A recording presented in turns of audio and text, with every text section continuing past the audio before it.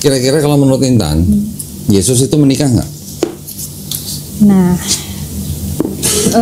gini kok. Jadi aku dulu pasti menganut enggak dong. Iya.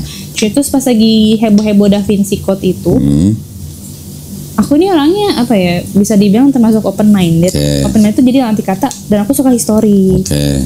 Jadi pas aku nonton Da Vinci Code aku kayak Make sense gitu. ada teori-teori dan aku sempat Iya. Google. Ya. Yang mengulik ke histori dulu, yang segala macam Maria Magdalena lari ke France lah, terus ada bukti apa. Aku Iya. suka banget, aku sampai Google gitu. Dan aku sempet yang apa iya ya gitu. Nah, cuma waktu itu pengalaman pribadi aku, spiritual aku di tengah-tengah tahap apa iya ya. Dan aku sempat berpikir kalau memang Yesus menikah ya udah, emang kenapa? Cuma waktu itu aku merasa kayaknya Tuhan negor gitu ya. Aku bilang ke Adi kan, aku kayak ngerasa waktu itu ada teguran pribadi apa gitu sampai aku bilang, aduh Tuhan maaf, aku nggak mau lagi. Jadi aku kayak segala pikiran Yesus nikah aku hapus lah gitu. Yeah. Nah, sempet kan yang baca histori yang mereka sempet menggali jejak apa sih, bukti-bukti kuburan Yesus sama Maria Magdalena. Cuma susah kan zaman dulu tuh ternyata yang namanya Yesus dan Maria tuh banyak sekali. Nama pasaran itu. Nama pasaran. Nah, dan aku kemarin sempat nonton di YouTube kan, ada YouTube channelnya Detektif Astral. Waduh.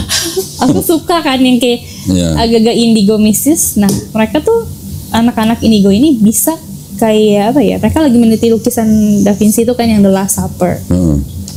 Nah, mereka tuh bisa masuk ke pikirannya si Leonardo. Apa sih yang Leonardo pikirin pas lagi ngelukis itu? Nah, terus ada satu indigo ini dia bilang, aduh saya nggak bisa ngomong banyak. Dia bilang pokoknya yang dikira Maria Magdalena itu yang begini itu dia bilang pokoknya ini tentang sebuah hubungan.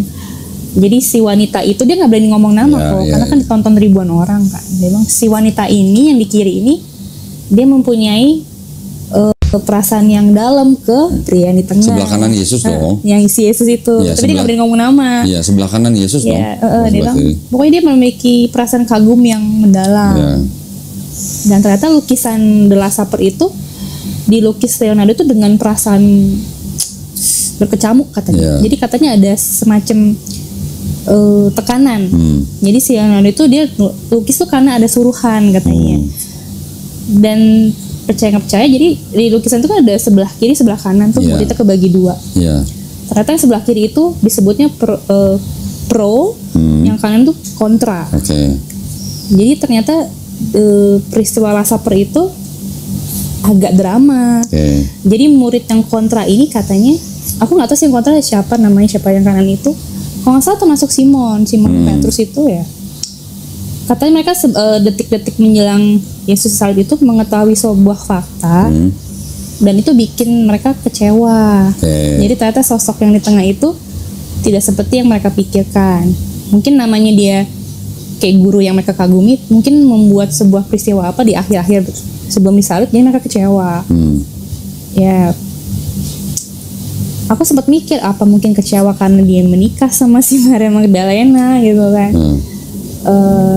Terus aku sempat ngomong ke Adi kan, aku orangnya kayak agak-agak apa iya gitu ya.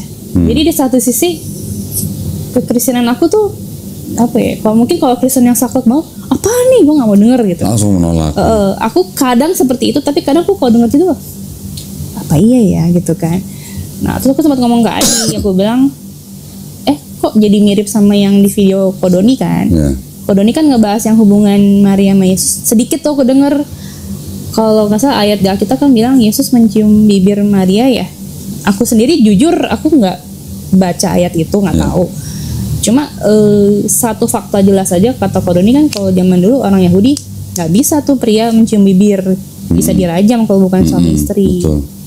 Aku sempat ngomong ke Adi, apa iya ya gitu, maksudnya kayak itu kan fakta yang simple gitu sebenarnya kan gitu. Pada intinya begini, laki-laki dan perempuan memang diciptakan takdirnya kan untuk punya keturunan, artinya menikah, ya kan? Tradisi Yahudi itu kan kehidupan manusia itu punya apa namanya kayak stage ya, tahapan-tahapan lah. Kalau yang memang dia hidup untuk agama, umur 13 tahun itu laki-laki, itu udah waktu menikah. 13 sampai 18 atau 20-an lah. Itu tuh udah waktunya menikah dan dia sedang belajar gitu. Mudah banget. Mudah memang. Kayak zaman dulu gitu kan. Mungkin nikahnya Zaman dulu ya. Zaman dulu belum ada listrik, mau ngapain coba? So, kalau nggak salah dulu ada penelitian gue bilang Bunda Maria itu kalau nggak salah pas lagi hamil itu umur 18. 12. 12 ya? Muda. Si Yusufnya 24 katanya. Oh enggak. Ya? Yusufnya 90 tahun. 90? Masa kok? Nanti bisa dibuka di internet ya. Oh. Ya, bisa dibuka di Google. Sumbernya dari kalangan Kristen sendiri loh, Katolik loh. Yusuf berusia 90 tahun. Dia adalah seorang duda beranak 6 yang dipilih oleh kaumnya untuk menikahi Maria. Ketika itu Maria usianya baru antara 12 sampai 14 tahun. Kalau yang usia Maria saya punya bukunya nih. Tapi kalau yang 90 tahunnya Yusuf itu harus dibuka di websitenya apa ya, Advent apa gitu. Makanya masih perawan. Karena baru umur 12. Karena memang umur-umur segitu orang Yahudi menikah. Perempuannya umur 11, cowoknya umur 13. Coba gini deh, nanti kalau ketemu mamanya tanya, "Mah, ingat nggak dulu menikah umur berapa?" Pertama. Habis itu tanya lagi, "Mah, mamanya mama dulu nikahnya umur berapa?" Coba Masih tanya. lebih muda. Pasti masih sangat muda. Sama nenek saya nikahnya muda. Oh, ya orang Nenek zaman saya, dulu. nenek saya umurnya 13. Nah itu, Makanya anaknya 11. nah itu produktif kan? Iya, karena kan masih jangkanya Ketika panjang. wanita sudah haid, artinya kan dia udah siap berproduksi. Reproduksi. Nah, Ya. zaman dulu kan belum ada karir gitu. Mau ngapain perempuan gitu istilahnya. Ya itulah makanya menikah karena sudah dianggap sudah siap untuk punya keturunan gitu. Tapi zaman dulu haidnya sama kok kayak sekarang umur 12. Kata ada yang bilang kan zaman dulu lebih Ini tua kan. kalau masalah haid itu tergantung dari ras dan lokasi orang itu tinggal di mana. Kalau tinggal di daerah dingin, haidnya lebih lama. Kalau tinggal di daerah panas, haidnya lebih cepat. Dan tergantung rasnya. Kita ini ras apa? Indonesia. Ras Mongoloid. Kalau orang-orang Yahudi, Arab, Eropa itu namanya ras Kaukasoid. Mereka lebih cepat dewasa dibandingkan orang-orang khas Mongoloid. Apalagi kalau mereka hidup di tempat yang panas. Itu lebih cepat haidnya. Umur 9 tahun juga sudah bisa haid. Di Indonesia sekarang anak umur 10 tahun juga udah ada yang haid kan? Banyak. Anak perempuan. Pernah dengar. Itu baca di situ. Umur apa? 12 kan? Ya, sama halnya dengan peraturan Indonesia menikah dulu kan masih muda. Iya. Nah, sekarang- Bahkan di Amerika abad-abad 18 standar minimum menikah ada yang umur 11, 14, 16 tergantung dari negara bagiannya. Ya, itu kadang-kadang saya gini loh kok, kayak Nabi Muhammad yang kayak Aisyah ini komplain terus. Nah ini dipikirkan kalau saya nggak lihat di internet. Nanti ya kalau mau masuk ke situ. Sekarang kita ke Maria dulu aja. Maria usianya berapa? 12 tahun kan? Ini kan saya nggak ngarang, ada dokumennya. Tapi sayangnya gospel ini tidak masuk ke dalam Bible. Ya, Gospel apa? itu namanya Protovangelium of James. Yang bikin siapa? Ya ini diterjemahkan dari gospel-gospel yang sudah ditemukan, cuman tidak masuk dalam kanon gitu. Ini sama orang Kristen sekarang disebutnya adalah apokrifa. Gospel-gospel yang sebenarnya apokrifa tuh dulu artinya dirahasiakan. Tapi zaman sekarang orang Kristen bilang apokrifa itu palsu. Kenapa? Karena tidak diketahui siapa yang nulis. Kalau pakai standar nggak tahu. Kalau pakai standar karena yang nulis nggak tahu siapa disebut apokrifa, berarti 4 gospel Matius, Markus, Lukas itu juga sebenarnya harusnya apokrifa. Karena juga nggak tahu siapa yang nulis gitu. Iya, anonim. Hanya karena pilihan pemuka agama pada saat itu, oh yang ini cocok masuk gospel, masuk Bible, ini cocok masuk, ini cocok, oh ini enggak, jangan, karena bertentangan ceritanya. Itu juga aku mau tanya, jadi sebenarnya yang menentukan Matius, Markus, Lukas itu masuk dijadiin Alkitab itu siapa? Bapak-bapak gereja Apa gereja tahun abad, itu baru di abad keempat, abad keempat. mulai dari 360-an, terus kemudian 370 atau 80, terakhir 397 di kota Kartago di Afrika Utara, baru Bible selesai di kanon.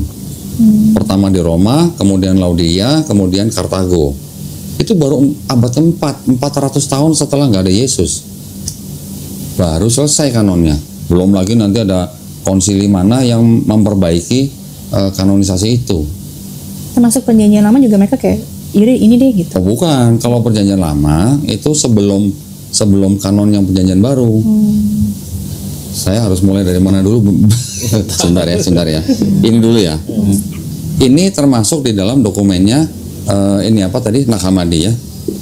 Nag Hammadi ini ada sebuah gospel namanya Gospel of Phillips. Gospel of Philip ini juga tidak masuk ke dalam Bible. Baca sendiri ya.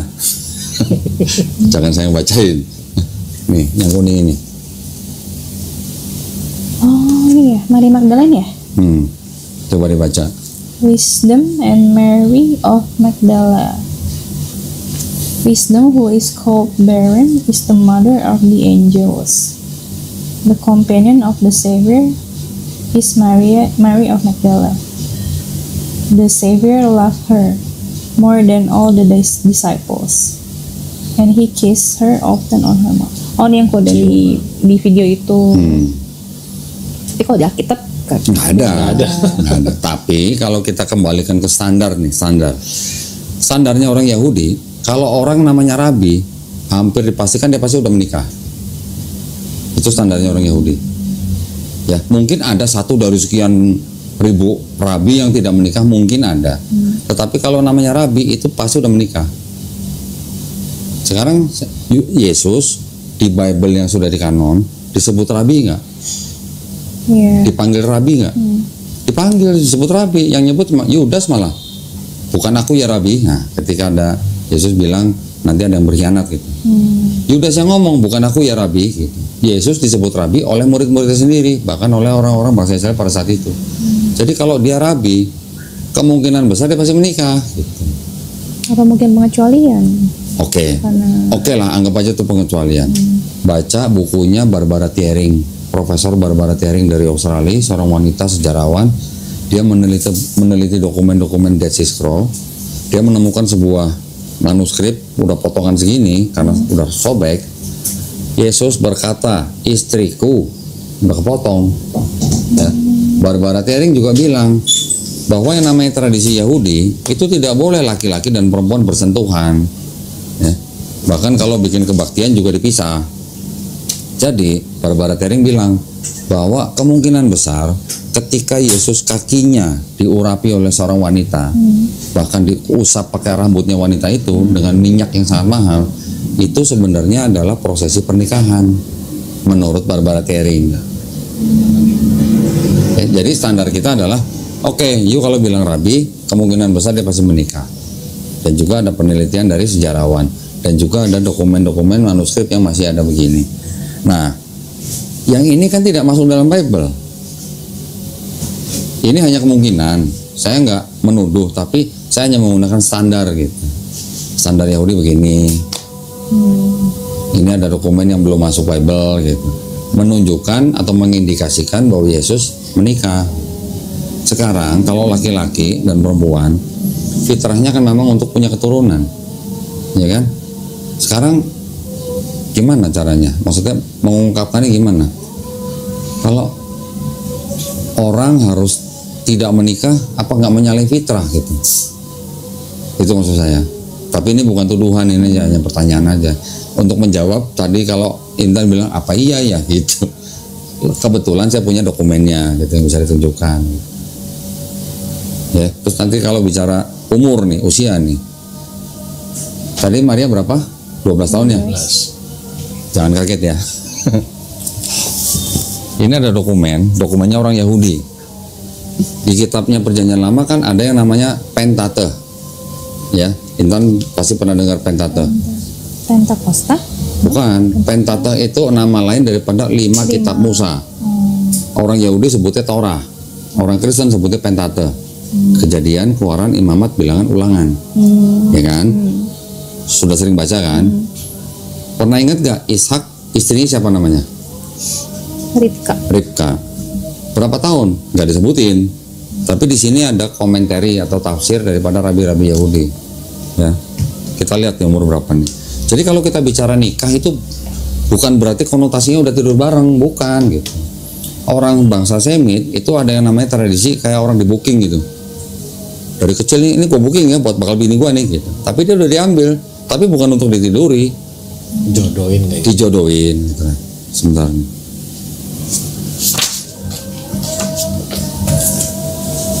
Jadi kalau Yusuf menikahi Maria ketika berusia 12 tahun, apakah kita mau nuduh Yusuf itu pedofil? Nggak mungkin lah, nggak berani kita. Ini udah Exodus, ini Kejadian.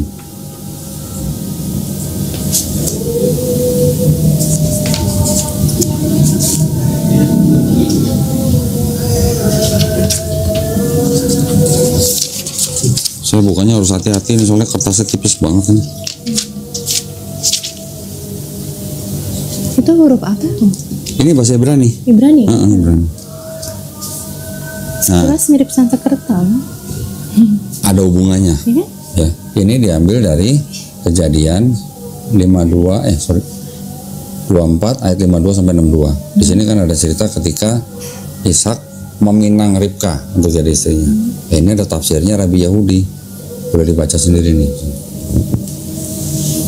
Ini kitab umumnya. Ini namanya kitab The Chumash. Humas. Chumash ini isinya cuma 5 kitab Musa tadi, cuma Kejadian sampai Ulangan, tapi ada tafsirnya gitu. Yang mana kok? Yang Ini yang ditandain kuning, merah. And her nurse, according to the most common rabbinic chronology, the nurse was sent along because Rebecca was but 3 years old at the time, so that she would have needed someone to care for her. Apa nih? Ibn Ezra, however, comments that she was older, but it was customary for the nurse of a girl infancy to remain with her as her servant throughout her life. Berapa tahun Ribkanya? 3 tahun. Rebecca tuh Ribka. Oh Iya, Rebecca itu Ribka. 3 tahun. 3 tahun udah dibuk gitu ya Bang? Sudah diambil sama Ishak untuk menjadi istrinya. Ishak umur berapa? Ishak di sini ceritanya udah kira-kira 40 tahun. Dan dia sangat senang membawa Ribka kepada ibunya Sarah gitu.